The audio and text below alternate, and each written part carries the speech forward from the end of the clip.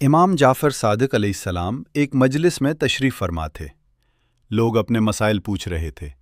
جیسا کہ آپ جانتے ہیں، ہر محفل میں کچھ شیطان صفت لوگ بھی موجود ہوتے ہیں۔ ان کا مقصد علم حاصل کرنا نہیں ہوتا، بلکہ محفل میں ہلچل مچانا یا کسی علم والے کو کمتر دکھانا ہوتا ہے۔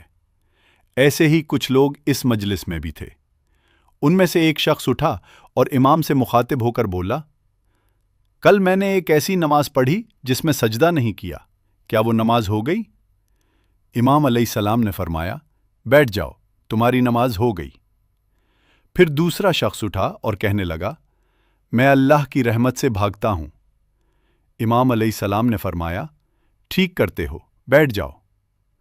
پھر تیسرا شخص کھڑا ہوا اور بولا، میں فتنے سے بہت محبت کرتا ہوں۔ امام علیہ السلام نے فرمایا، ٹھیک ہے، بیٹھ جاؤ۔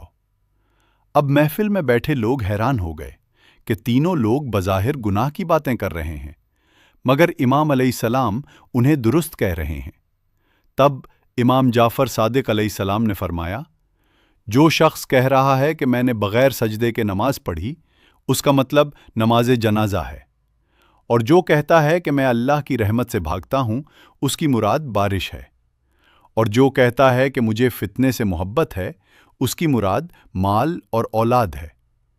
پھر امام نے فرمایا، یہ ہیں ہمارے مسلمان، جو حجت خدا کو بھی آزمانے سے باز نہیں آتے۔